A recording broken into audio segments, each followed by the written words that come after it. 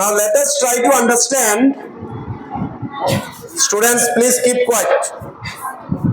Let us try to understand the concept of domestic territory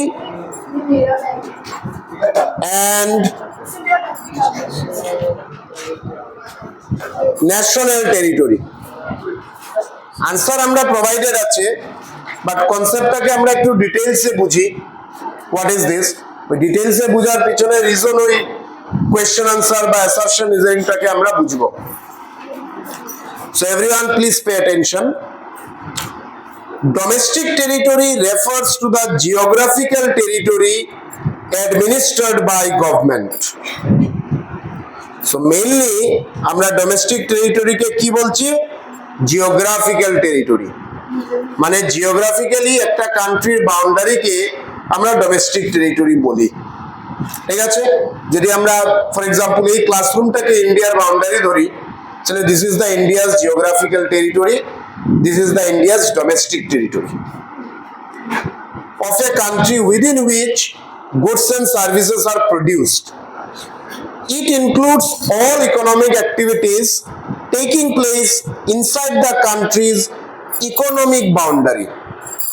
তো এখানে আরেকটা word পাইলাম, and the word is economic boundary. So from this point of view, this domestic territory and economic boundary implies the same one. ঠিক আছে, জিনিসগুলো শুনতে first অ্যাটেম্পটে খুব simple মনে হবে, but please take it carefully. আমরা যখন কিছু কোয়েশ্চন করব, often it makes confusion. জানা থাকা পরেও একটু কনফিউশন হয়। টু অ্যাভয়েড অল দিস আমরা ইনডেপথ নলেজটা চাই। তো ডোমেস্টিক টেরিটরিকে আমরা কি বলছি? জিওগ্রাফিক্যাল টেরিটরি, একটা কান্ট্রির গভর্নমেন্টে যে অ্যাডমিনিস্ট্রেশন চালাচ্ছে সেই টেরিটরিটা। নাও সেটাকে আবার আমরা বলছি from economics point of view, এটাকে আমরা বলছি ইকোনমিক বাউন্ডারি। কি বলছি? Economic boundary. Okay, now domestic territory includes political boundaries of the country. It includes ships and aircrafts operated by the residents between the countries. Embassies, শুনিয়া যাইও, consulates and military establishment of the country located abroad. বুঝতে পারলে আমি কোন জায়গায় emphasis করি আর গল্প করি আর ডোমেস্টিক টেরিটরি, বাট এখানে একটা ওয়ার্ড লাগাইলাম না, মানে ওয়ার্ড আছে abroad. Indian embassy in USA, কোন এই যে লেখাই তো আছে embassies, consulates, military establishment, this are all Indian but working abroad. আমরা জাপানে গিয়ে ইন্ডিয়ান এমবাসির অফিস পাইলাম, ঠিক আছে, বুঝাতে পারছি ব্যাপারটা, but this are located abroad. এটা আমরা কোন জায়গাতে কনসিডার করব? ইন্ডিয়ার ডোমেস্টিক টেরিটরি কনসিডার করব। Not all, which one? Embassies. But কোনো যদি প্রোডাকশন অ্যাক্টিভিটি হচ্ছে, প্লিজ কোনো যদি প্রোডাকশন অ্যাক্টিভিটি হচ্ছে, সেটা আবার না, সেটা আবার ন্যাশনালে আসছে। Tata is operating in other countries, Ambani is operating abroad, সেটা আবার আমরা ন্যাশনাল ইনকামে, ডোমেস্টিক টেরিটরিতে না। বাট ইন্ডিয়ান এমবাসি আছে অন্য কান্ট্রিতে, সেটা আবার আমার ডোমেস্টিক টেরিটরিতে কনসিডার হচ্ছে, যেটাকে আমরা এখন টেকনিক্যালি বলতে পারি ইকোনমিক টেরিটরি বা economic boundary. Okay, fishing vessels, oil rigs, etc. operated by residents in international waters. Example গুলো খুব tricky. India and any other country is sharing ocean. ঠিক আছে, ওশেনের একটা পার্ট ইন্ডিয়ার, আরেকটা পার্ট আরেকটা কান্ট্রি। সে দরিয়া নেই আমরা এই যে হরমুজ স্ট্রেট। হরমুজ স্ট্রেটটা কি? শুধু ইরান না, আরেকটা কান্ট্রির সাথে, ওমানের সাথেও সেটা রিলেটেড। তো এই যে who will take the ownership of this water, Hormuz water, Hormuz স্ট্রেটের জলের ওনারশিপ কে নেবে? So that is being decided by economic territory or we call it domestic territory. বুঝাতে পারছি? সো এখানে আমরা দেখব যে এই portion of water that is strait is flowing under which category, তখন সেটা আমার ওমানের থাকবে, টু সাম এক্সটেন্ট ইরানেরও থাকবে। So what I am trying to say is that আমরা প্রোডাকশন অ্যাক্টিভিটির বাইরে যখন যাচ্ছি, ডোমেস্টিক টেরিটরি আর বা ডোমেস্টিক বা ন্যাশনালের কনসেপ্টটা অল্প চেঞ্জ হচ্ছে once we are crossing over the production boundary. আমরা এখানে প্রোডাকশনে না, ইন্ডিয়ার এমবেসি আমেরিকাতে আছে, সেইখানে কিছু প্রডিউস করছে না, সেইখানে এমপ্লয়মেন্ট হায়ার করছে না, সে অন্য কাজ করছে। So that will be considered India's domestic territory. আমরা ফার্দার এক্সাম্পলে বুঝবো। But domestic territory excludes foreign embassies and consulates situated in the country. এখন জাপানের এমবাসি যদি ইন্ডিয়ার থাকে, ইন্ডিয়ায় ক্লেম করবে না এটা আমার ডোমেস্টিক টেরিটরির মধ্যে আছে। এখন প্রোডাকশন পয়েন্ট অফ ভিউ থেকে সেটা আমার কান্ট্রির বাউন্ডারির ভিতরে আছে, প্রোডাকশন পয়েন্ট অফ ভিউ থেকে আমার কান্ট্রির বাউন্ডারির ভিতরে আছে, but it is not considered as because the Japanese embassy is not producing anything here. তার এমবেসি চালাচ্ছে, এমবেসি একটা অন্য ফান্ডা, ঠিক আছে, বুঝতে পারছেন? So that will come under domestic territory, economic territory বা economic boundary. Offices of international organization, UN, IMF etcetera, international monetary ফান্ডে তার হেডকোয়ার্টার, ইন্টারন্যাশনাল মনিটারি ফান্ডের হেডকোয়ার্টার কই? সুইজারল্যান্ড। হ্যাঁ, সুইজারল্যান্ড, ইয়েস। আইএমএফ এর হেডকোয়ার্টার সুইজারল্যান্ড, বাট আইএমএফ তো operate করছে all over the world, তার ডিফারেন্ট কান্ট্রিজে তার ব্রাঞ্চ আছে, তো সেটা ওই কান্ট্রির যে ডোমেস্টিক টেরিটরি ক্লেম করে নেবে হবে না, ঠিক আছে? সে তার কান্ট্রি, সে তার আইএমএফ এ সে তার ডোমেস্টিক টেরিটরি ক্লেম করবে, but we can't. For example, are you getting the point? So আমরা এখানে প্রোডাকশন পয়েন্ট অফ ভিউ থেকে ব্যাপারটাকে এক্সপ্লোর করছি না, ব্যাপারটাকে জেনারেলাইজ করছি। For example, suppose N Indian company produces software in Bangalore. কোম্পানিটা ইন্ডিয়ান, সফটওয়্যার বানাচ্ছে ব্যাঙ্গালোরে, মানে ইন্ডিয়াতে বানাচ্ছে। Since Bangalore lies within India's economic boundary, the production is included in India's domestic territory. Similarly, the Indian embassy in the USA is treated as a part of India's domestic territory, though it is located outside India. Indian embassy পাকিস্তানে আছে, জাপানে আছে, ফ্রান্সে আছে, USA আছে, সে আমি এমবাসিটাকে কিন্তু এমবাসিটাকে কিন্তু আমি আমার ডোমেস্টিক টেরিটরি ধরবো, যদিও সেটা আমার বাউন্ডারির বাইরে। কিন্তু ইন্ডিয়ান কোন কোম্পানি ফরেন কান্ট্রিতে প্রোডাকশন করতো, তখন আমি আমার ডোমেস্টিক টেরিটরিতে জিডিপিতে এটাকে কাউন্ট করতাম না, এটা কাউন্ট করতাম জিএনপিতে। ফ্যাক্টটা বোঝাতে পারছি কি? আমি কাউন্ট করতাম জিএনপিতে, not in GDP. But embassy ইন্ডিয়ায় কোনো মিলিটারি বেস বানাই দিছে পাকিস্তানের মধ্যে, পাকিস্তানের টেরিটরিতে ইন্ডিয়া একটা মিলিটারি বেস সেট আপ করছে, তো সেটা কিন্তু ইন্ডিয়ার ডোমেস্টিক টেরিটরিতে। We will call it economic boundary of India, যদিও সেই মিলিটারি বেস সেখানে কিছু প্রডিউস করছে না, প্রডিউস করলে ব্যাপার আলাদা। এখন মিলিটারি বেসে যদি পাকিস্তানে গিয়ে আর্মস এন্ড অ্যামিউনিশন প্রডিউস করতো, তাহলে ঘটনা পুরোটা চেঞ্জ হয়ে যাচ্ছে। Are you getting the fact? Okay, but the US embassy in New Delhi is not part of India's domestic territory because it belongs to the USA.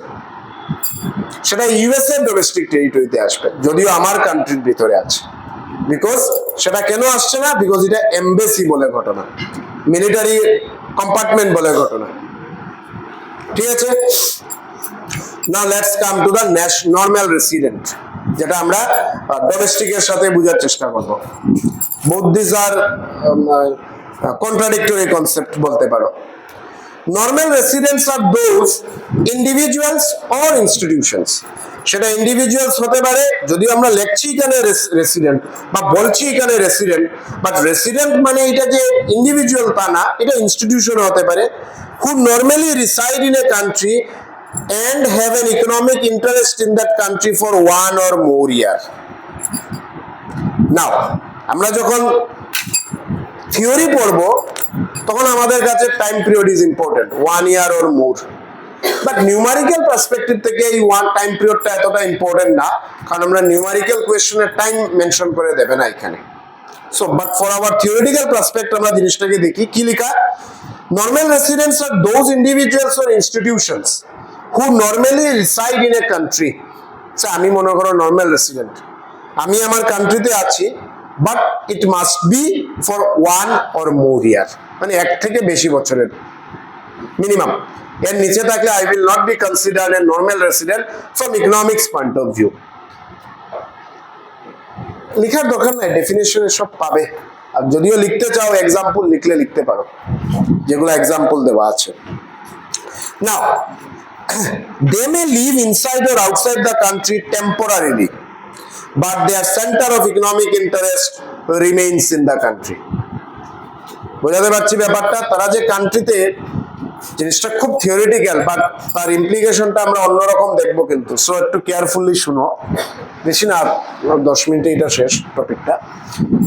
কি বলছি? Normal resident. নর্মাল রেসিডেন্ট আমরা বলছি যে একটা মানুষ একটা কান্ট্রির সিটিজেনই বলতে পারো, বা state সিটিজেনটা 1 or more than 1 year, but they may live inside or outside the country temporarily,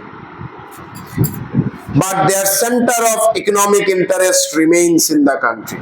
কোনো ইন্ডিয়ান অরিজিন ফরেন কান্ট্রিতে আছে, বাট তার প্রোডাকশন অ্যাক্টিভিটি ইন্ডিয়াতে চলছে, that person will also be considered as normal resident of India.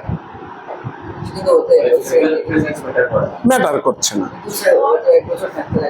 না, after this he moved away, চলে যাও, but economic interest lies still in India. হ্যাঁ, মানে প্রোডাকশন অ্যাক্টিভিটি করছে। ইন্ডিয়ার বেনিফিট হতে পারে, তার পার্সোনাল বেনিফিট হতে পারে। এখন যখনই প্রোডাকশন, এক সেকেন্ড, 1 by 1, যখনই প্রোডাকশন অ্যাক্টিভিটি করবে, তার পার্সোনাল বেনিফিটের সাথে কান্ট্রির বেনিফিট তো হচ্ছে। So here interest implies one and only thing, and it is production activity. So যখনই প্রোডাকশন অ্যাক্টিভিটিতে ইনভলভ হবে, তো অটোমেটিক্যালি এটা কান্ট্রিরও বেনিফিট, তার পার্সোনাল বেনিফিট। ইয়েস, মানে ও যদি লাইক এক বছর এখানে থেকে একটা বিজনেস সেটআপ করে দেয়, ওর ইকোনমিক্যাল ইন্টারেস্ট নিয়ে থাকে, that means or like yes, and he will be production setup করে বাইরে চলে যায়, and he will be considered as normal resident. Now normal resident includes individual living in the country for more than 1 year, time period at least, citizens working abroad for short period less than 1 year. আবার বলছি, theoretical পার্সপেক্ট থেকে আমরা time পিরিয়ডটাকে মাথায় রাখবো, numerically প্রয়োজন নাই। Government officials, diplomats, military staff posted abroad, normal resident. র agent, intelligence ব্যুরোর এজেন্ট, ইয়ার কে ইয়ার সে বাইরে আছে, for what? For country interest. কোনো আর্মির বড় স্টাফ ইয়ার কে ইয়ার বাইরে আছে, so for what? For countries interest. সে যে আমার কান্ট্রির নর্মাল রেসিডেন্ট কনসিডার হবে না তা না, he or she will be considered as normal resident of India. বুঝতে পারছি? Companies and institutions operating in the country, এটা তো স্ট্রেট ওয়ে প্রোডাকশন অ্যাক্টিভিটি চলছে।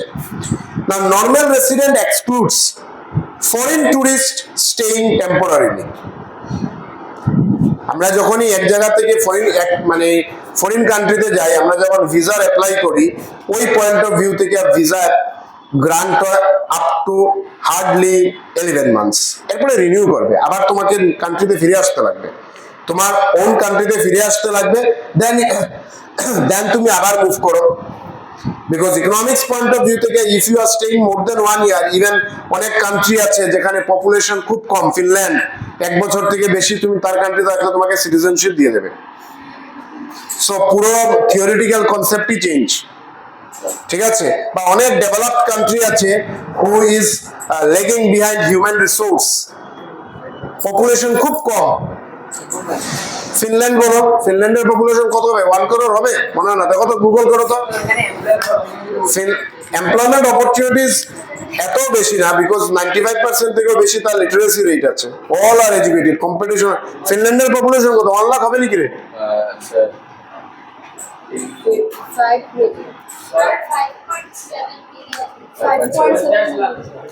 5.7, 57 লাখ, ও তো 1 crore নাই।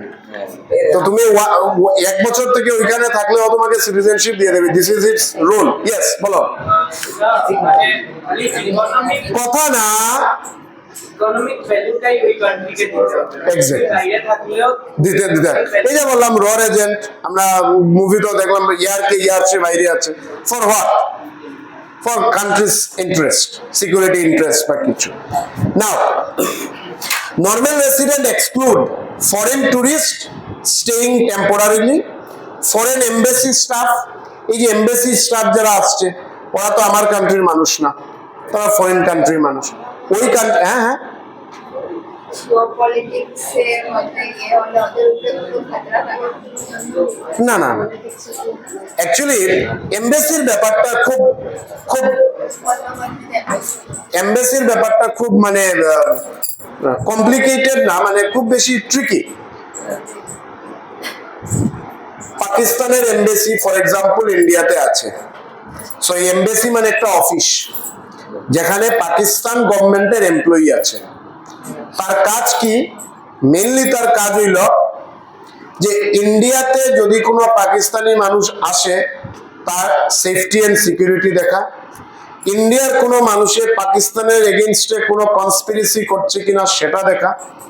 This is the preliminary job of an embassy.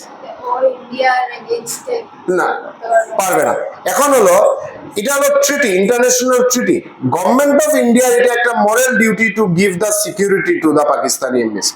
যদিও পাকিস্তানের embassy staff ওদের পার্সোনাল সিকিউরিটি আছে, বাট যখনই মেনলি এমবেসি গুলো কই থাকে যে মানে we can't see it here and there, এটা একটা ক্যাপিটাল সিটিতে থাকবে। দিল্লিতে তোমরা দেখবে রাজপথের এক সাইডে রাইট লেফট এমবেসি অফিস অনেক কিছু দেখা যায়। So these are actually they are operating in the country for what, মানে তার পার্সোনাল ইন্টারেস্ট, তার কান্ট্রিম্যানের ইন্টারেস্টটাকে সার্ভ করার জন্য। ফরেন এমবেসি স্টাফ নর্মাল রেসিডেন্টে আসবে না, 1 বছর থেকে বেশি থাকলেও আসবে না। বোঝার চেষ্টা করছো? ইফ এনি ফরেন এমবেসির কোনো এমপ্লয়ি ইন্ডিয়াতে 1 বছর থেকে বেশি আছে, still he or she will not be considered as normal resident. কারণ আলাদা ব্যাপার তো, এমবেসির মানুষ, এমবেসি তো তার ডোমেস্টিক টেরিটরি, তো নর্মাল রেসিডেন্ট কনসিডারই হচ্ছে না। ও ওর গভর্নমেন্ট দিচ্ছে, ইন্ডিয়াকে কিচ্ছু দিচ্ছে না ওরা। They are just using the land of India and again in return India is getting tax. I mean not tax, এটাকে বলে, এটা বলে হচ্ছে technical term. Anyway, people staying in a country for less than 1 year for tourism, study or medical treatment, this is study 3-4 বছর এটা under special কন্ডিশনে যায় আর কি। So they will also not be considered as normal resident. Are you getting everyone? হ্যাঁ কি না, তখন এটা স্পেশাল এগ্রিমেন্টে থাকে। মোর দেন 1 ইয়ার হলে নরমাল রেজিস্ট্রেশন। না না, হবে না, এটা ওই তো ভিসাটাই দেওয়া হচ্ছে, স্টাডি লিভ ভিসা আর কি। হ্যাঁ, এটা ওই ভিসাটাই এখানে দেওয়া হয়।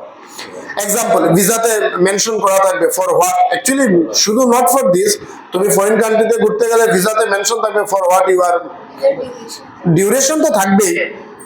আদার কেসে 11 মান্থস হার্ডলি, বাট স্টাডি কেসে এটা মেবি 5 ইয়ার্স। আমি ইন্ডিয়ার অনেক মানুষ বাংলাদেশ গিয়ে এমবিবিএস করছে, সো হ্যাঁ করছে, ভালো খারাপের ব্যাপার না, তখন ভালো পড়াচ্ছে না পড়াচ্ছে that is not the matter, পড়ছে। সো এমবিবিএস করতে যাচ্ছে তো অ্যাটলিস্ট 4 ইয়ার্স এর জন্য যাবে, so that will B mentioned in the visa that for what that person is moving to Bangladesh. হ্যাঁ, ডিউরেশনটা অফকোর্স। নাও এক্সাম্পল, আজকে কিন্তু একটু কথা কম শোনা গেল, এই লাস্ট বেঞ্চ ঠিক আছে আজকে। কই কি বলে অনুশিকা? আচ্ছা, তো আজকে কিন্তু এনশিওর হলো না কথা বলছো কি বলছো না। হ্যাঁ, অনুশিকা আসুক এরপরে। Example, an Indian professor working in London for 6 months is a normal resident of India because his stays is temporarily and his economic interest remains in India. Less than 1 year visiting professor থাকছে না, Indian visiting professor যাচ্ছে ফরেনের কোন professor visiting as a visiting professor ইন্ডিয়াতে আসছে, but whenever the time period will be less than 1 year, সেটা আমার কান্ট্রির normal resident হিসাবেই কনসিডার হয়ে যাবে। এইখানেও টার্মস এন্ড কন্ডিশন আছে, এতটা আমরা সাবজেক্টের ডেপথে যেতে লাগবে না, মানে for the time being. A Japanese tourist visiting India for 2 months is not a normal resident of India because he is staying temporarily. A Nepali worker living in, just an example, living and working in India for more than 1 year becomes a normal resident of India.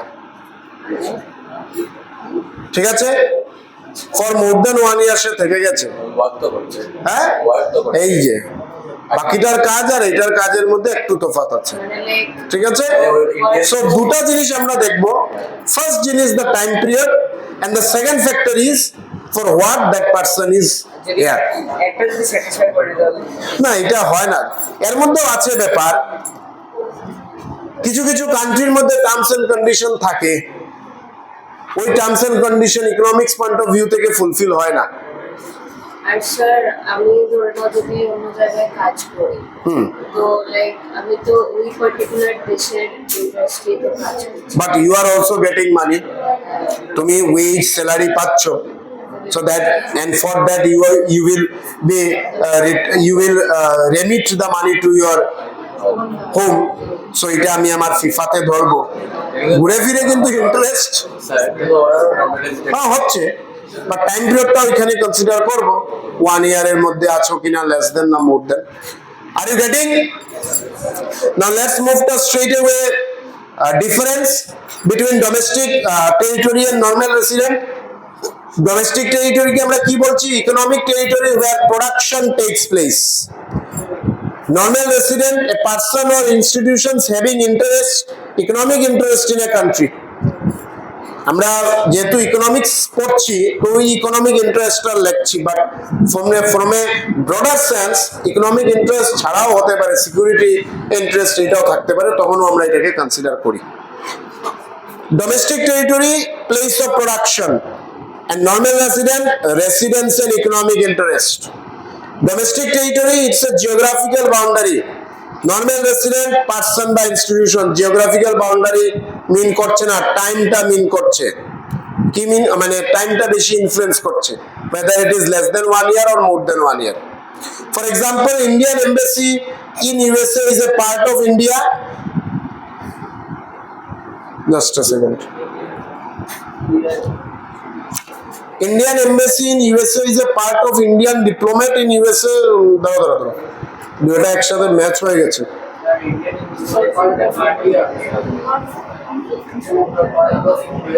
Isn't it? ঠিক আছে, এখন Indian embassy in USA is a part of India, but Indian diplomat in USA is a normal resident of India. Clear আছো? ব্যাপারটা clear আছো? Indian diplomat, Indian agent, Indian big officers, Indian bureaucrats in other countries, but he is a normal resident of India. Easily আমরা কিভাবে বুঝতে পারি? Domestic territory where production takes place, place matters. Normal resident who belongs economically to the country, that is person or maybe institution হতে পারে। শুধু যে পার্সনে থাকবে তা না, সেটা ইনস্টিটিউশনও হতে, হ্যাঁ, এনিথিং। তুমি একটা এসবিআই ফরেন কান্ট্রিতে আছে ধরে নাও, অপারেট করছে, তো এমপ্লয়ি তো আমার ইন্ডিয়ান এমপ্লয়ি আছে। সো ইনস্টিটিউশন মানে it may be a group of persons. অনেকজন বিউরোক্রেটস গেছে ইন্ডিয়ার কোনো একটা সে মিনিস্ট্রি অফ এক্সটার্নাল অ্যাফেয়ার্স এর একটা টিম অফ বিউরোক্রেটস গেছে কোনো ফরেন কান্ট্রিতে ঘুরতে, ঠিক আছে। মোদি গেছেন 3 months এর ফরেন ট্যুরে, normal resident of India. Modi went to abroad for 3 months tour, Switzerland ঘুরবেন, প্যারিস ঘুরবেন, নরওয়ে, অসলো, সব জায়গা ঘুরবেন, ঠিক আছে, with our money. Anyway, so Modi is a normal resident of India. এখন মোদি তো একলা যাচ্ছেন না, মোদির সাথে 10 জন কুক যাচ্ছে, 50 জন সিকিউরিটি যাচ্ছে, আরো 20 জন এক্সটার্নাল অ্যাফেয়ার্স, হোম মিনিস্ট্রি থেকে স্টাফ যাচ্ছে, তো 100 people or maybe more than 100 is going with him. So যখনই একটা গ্রুপ অফ পার্সনস যাচ্ছে, তখনই আমরা এটাকে ইনস্টিটিউশন কনসিডার করতে পারি, but they are the normal resident because before completing 1 year they will return. ঠিক আছে, মেলোনিয়া ওনাকে রাখবে না 1 year অবধি, ছেড়ে দেবে, শেষ যাও, ঠিক আছে, কারণ then we will law, I mean violate or break the law, correct? Now please keep quiet. Next যেটা আমরা already discuss, but just repetition যেহেতু এর পরেই আছে অ্যাকচুয়ালি, ফাইনাল গুড আর ইন্টারমিডিয়েট গুড। তো আমি জাস্ট একটু পড়ে নিচ্ছি। Final goods are those goods which are purchased for final consumption or investment and not for resale for further production. This is final. এই পেন আমি কিনেছি টু রাইট, এই পেন দিয়ে আমি আর ফার্দার কিছু প্রডিউস করব না। So for me this pen is a final good. ঠিক আছে? In simple words, these goods have reached the final stage of use and do not undergo. চলো একটু লাস্ট ক্লাসের আন্ডারগোর কিছু সমস্যা থাকলে ক্লিয়ার করে নেই। আন্ডারগো এনি ফার্দার প্রসেসিং, মানে এই পেন দিয়ে আর কিছু প্রোডাকশন পারপাসে কাজ আসবে না। বুঝতে পারছি? এই পেন দিয়ে ফার্দার আর কিছু প্রোডাকশন পারপাসে কাজ আসবে না। ফিচার্স, যদিও যখন এক্সাম পয়েন্ট অফ ভিউ থেকে এইরকম কোয়েশ্চেন আসবে না, এক্সাম পয়েন্ট অফ ভিউ থেকে কোয়েশ্চেন আসবে ডিফাইন বা ডিফারেন্স বা examples, but we are doing like this just for better understanding. Features of final goods, they are used for consumption or investment purpose. They are not resold or used for further production. Their value is included in national income. Now, types of final good. Consumer good is a type of final good. This is consumer good. Capital good is a type of final good. This smart board, this AC is a capital good, but this is final. এই smart board দিয়ে আমি বা এই AC দিয়ে আমি further আর কিছু produce করছি না, বাট এই স্মার্ট বোর্ডটাকে আমি এইখানে ক্যাপিটাল গুড বলছি। capital good definition and goods purchased for producing other goods in future. Of course, hold on, but the moment আমি এটা that AC I am using it in my home, it is a final. But that AC in a factory, that AC in a shop, that AC in a shopping mall become capital goods because it is used to give the satisfaction to the consumers, purchasers. বুঝতে পারছি? মানে আমি সেই দিনও জিনিসটা discuss করছি, কিছু point boundary cross করছে কিনা, কোন টাইপ অফ মানুষের হাতে প্রোডাক্টটা আছে, that matters actually. That is the definition is not fixed. Definition is not fixed, মানে আরেকটু ক্লিয়ার আন্ডারস্ট্যান্ডিং এর লাগে ধরে নাও এই পেন আমি ইউজ করছি এজ এ স্টুডেন্ট, আমি লিখছি, বাট দ্য সেম পেন যদি একটা জাজের কাছে থাকে, the use of this pen in a জাজ ইজ ডিফারেন্ট অ্যাঙ্গেল, তাই এটা দিয়ে কোনো জাস্টিস প্রোভাইড করছে। ক্লিয়ার? মনে করো you have a scooty, you have a bike, তুমি এক জায়গা থেকে আরেক জায়গায় জাস্ট ট্রাভেল করছো, this is one point of view. But same bike বা স্কুটি দিয়ে আর তোমার মনে করো 20 লিটার জল জার, ওয়াটার জারের business, use of scooty is changing. হ্যাঁ, very good, Rapido best example.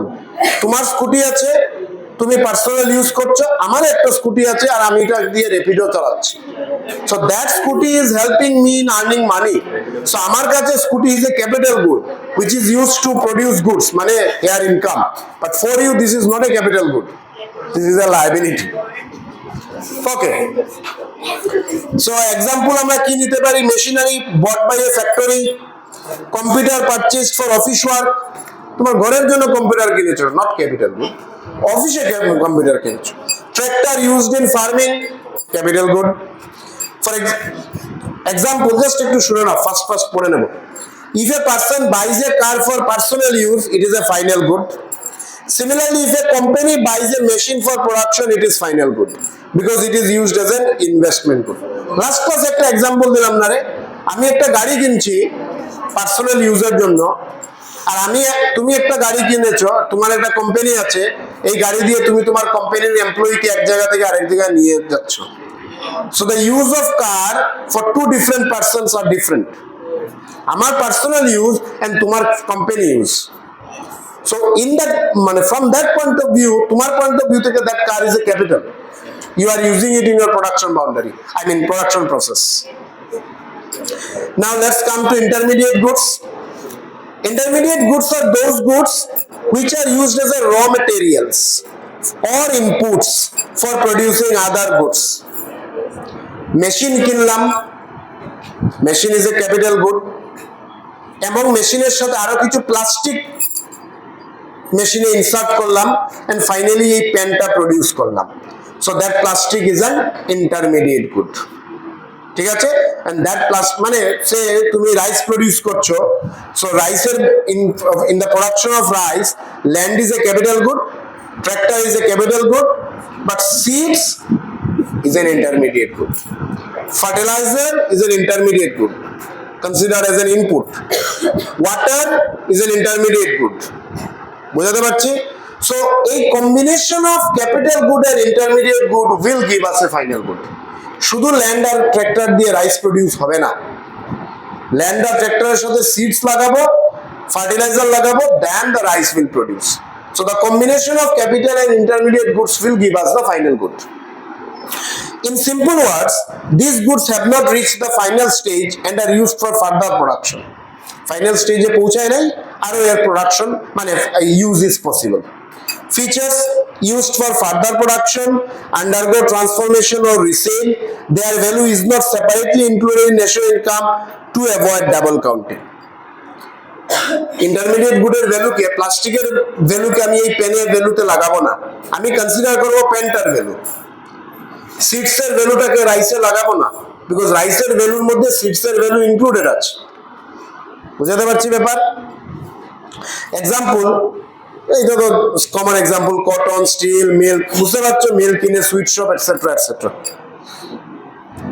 নাও ডিফারেন্সটা কি তা? আচ্ছা এই এক্সাম্পল এ বেকারি, এইটা তো আছে, এনিওয়ে পারবে। ডিফারেন্সটা কি? Final goods, goods used for final consumption and goods used for further production. Purpose final use, purpose is resale. It is included in national income, not included in national income. For example, car for personal use, steel used in the factory, like this. Important point. The same good can be final or intermediate depending on its use. ঠিক আছে?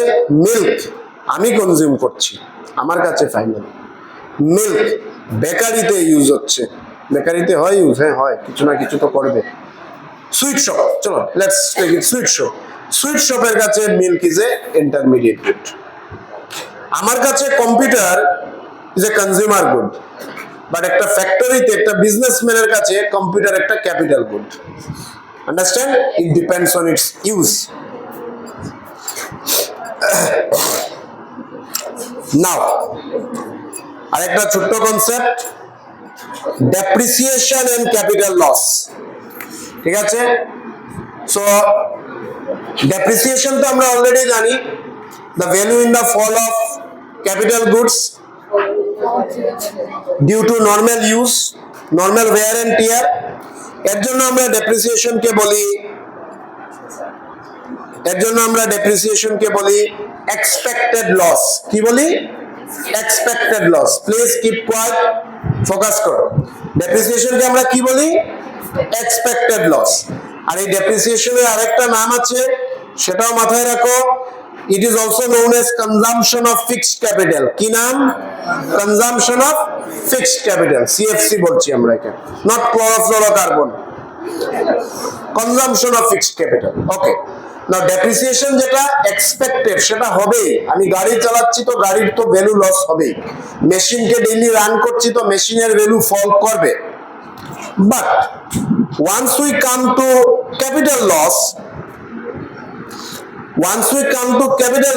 এটাকে directly আমরা বলবো unexpected loss. কি বলবো? Unexpected. সকালে machine start দিয়েছো, machine চলছে না, শর্ট সার্কিটে মেশিন উড়ে গেছে, গাড়ির অ্যাক্সিডেন্ট হয়ে গেছে। Did you get the difference? Very simple. Depreciation is an expected loss which happens due to normal wear and tear, but capital loss is an unexpected loss. আমি expect করছি না, it will happen. Now, depreciation এর যে লসটা আছে, ঠিক আছে দীপাঞ্জলি? কি বলছি? Very good.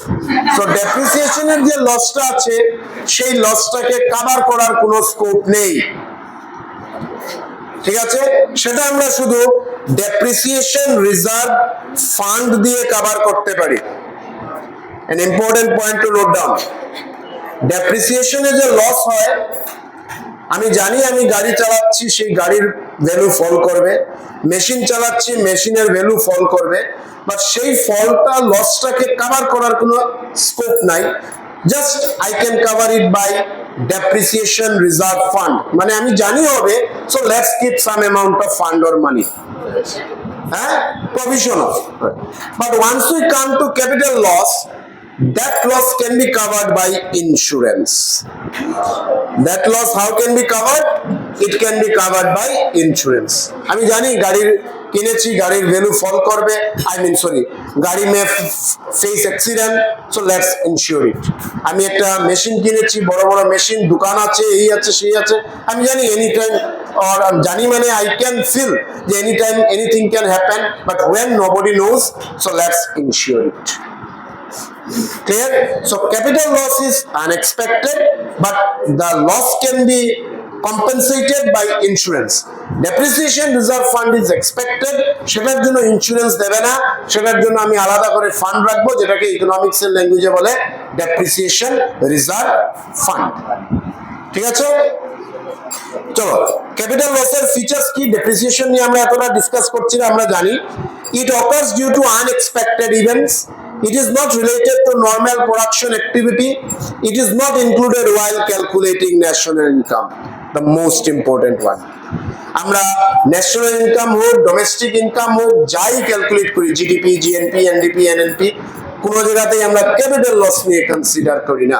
ক্যাপিটাল লস নিয়ে আমরা কনসার্ন না, আমরা কনসার্ন হলো ডেপ্রিসিয়েশন বা সিএফসি। ঠিক আছে Sana, what is CFC? Sana, what is CFC?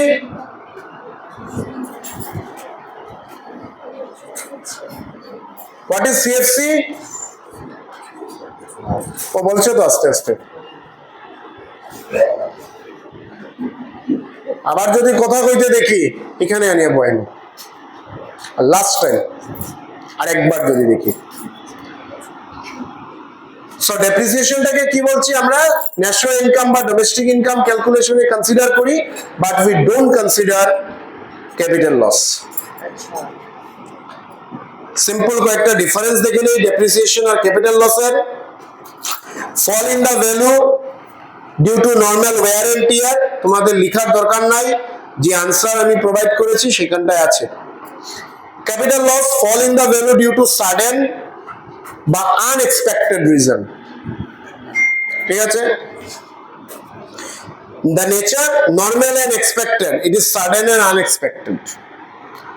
Cause use of assets ageing, তুমি ইউজ করছো, টাইম যাচ্ছে তো ভ্যালু ফল করবে। এটার কজ কি হতে পারে? Fire, theft, accident, disaster, anything. Relation with production, yes it is related. Depreciation আমরা ক্যালকুলেট করি বা ইনক্লুড করি, but not it is capital loss is not in, কারণ ক্যাপিটাল লসকে ক্যালকুলেট করার কোনো প্রফর্মা নাই, কোনো মেকানিজম নাই। Included in national income consider for net value, মানে ফাইনালটাকে আমরা ধরছি এনএনপি। কি ধরছি আমরা? এনএনপি, বা যদি ন্যাশনাল ইনকাম হয় এনএনপি, বা যদি ডোমেস্টিক ইনকাম হয় আমরা এনডিপি ধরছি। আর এটার তো কনসিডারেশনের কথাই আসছে না। ঠিক আছে, so this is the simple difference between capital loss and depreciation. এখন আমরা দেখব একটা topic,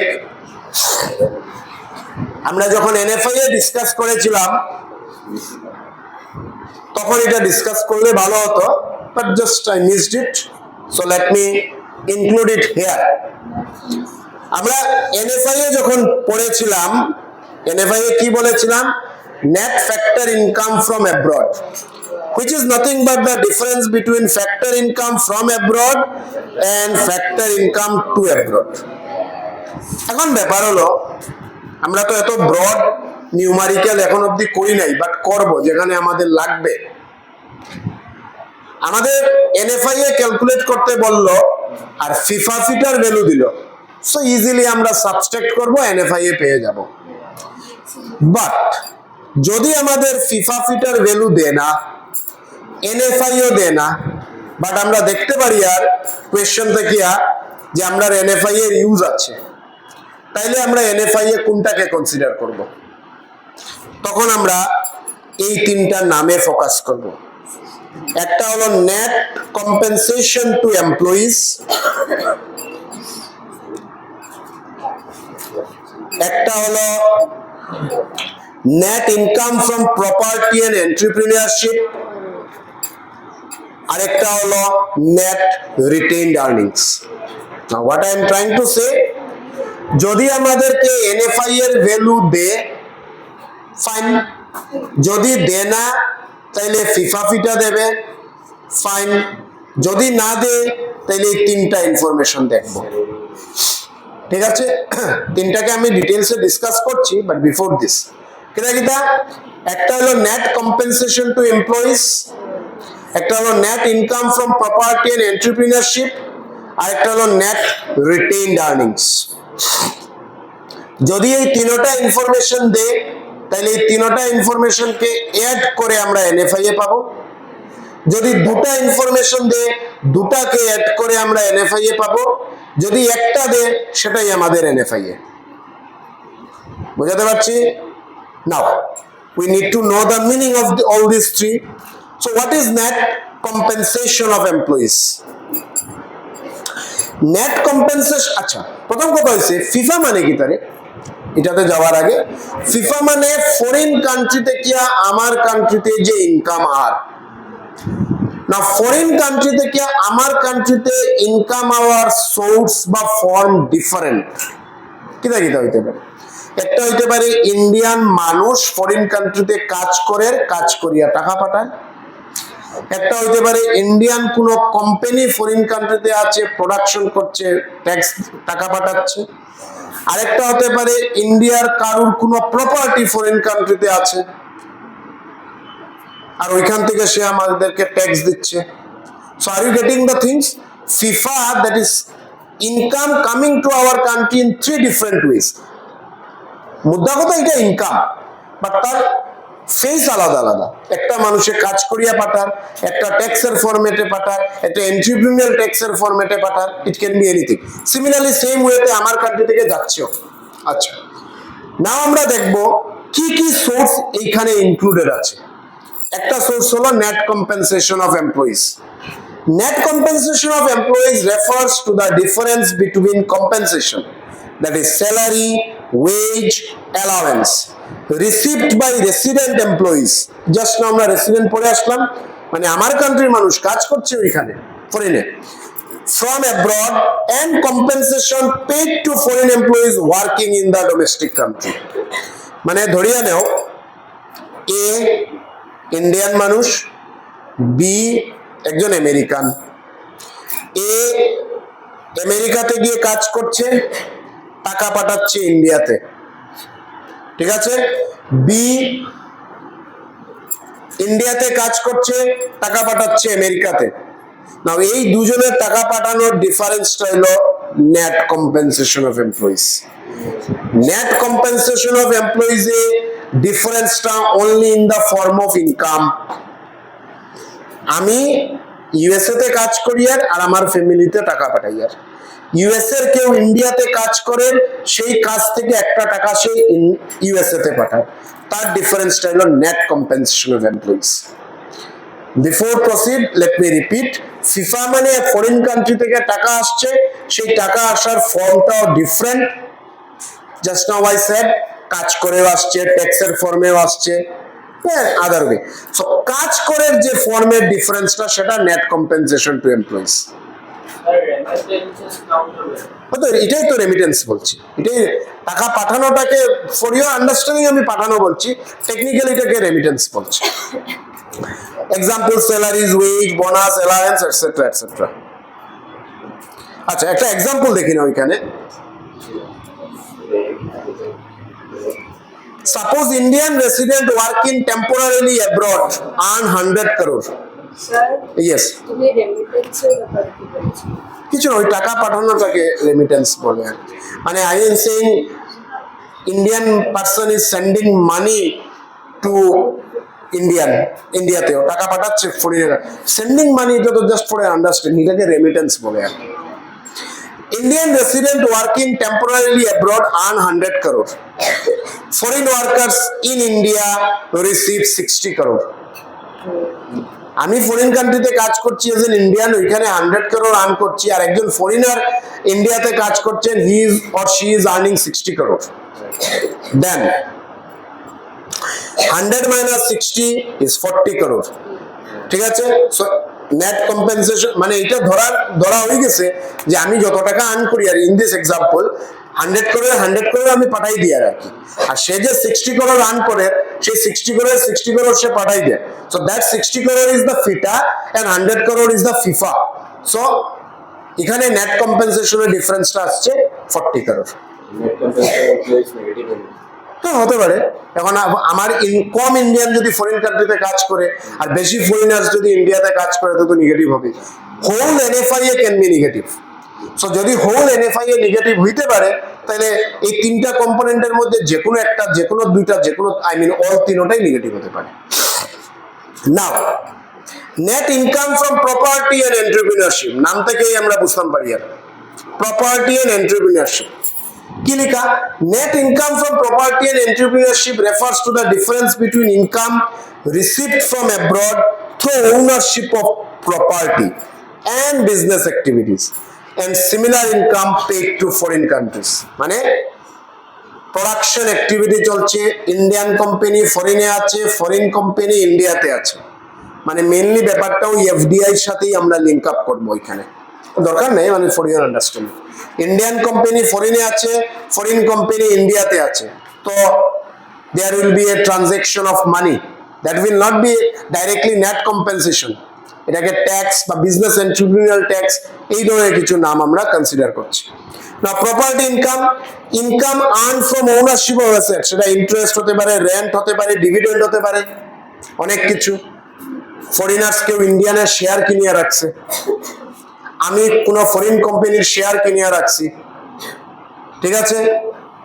did you get the fact? এখানে আমি কাজ করছি না, I am not working here and there, বা ফরেনার্স কেউ আমার এখানে কাজ করেন না, ব্যাপারটা ইন্টারেস্ট আর্ন হচ্ছে, রেন্ট আর্ন হচ্ছে। আমার কোনো, মনে করো আমি ইন্ডিয়ার মানুষ, ঠিক আছে, আর আমি লন্ডনে একটা প্রপার্টি কিনিয়ে রাখছি, আর ওই প্রপার্টি থেকে আমি রেন্ট পাই, আর তো আমি তো লন্ডন থেকে আর টাকাটা ইন্ডিয়াতে পাঠাইনি, এটাকে আমি কাজ করিয়া পাই আর না।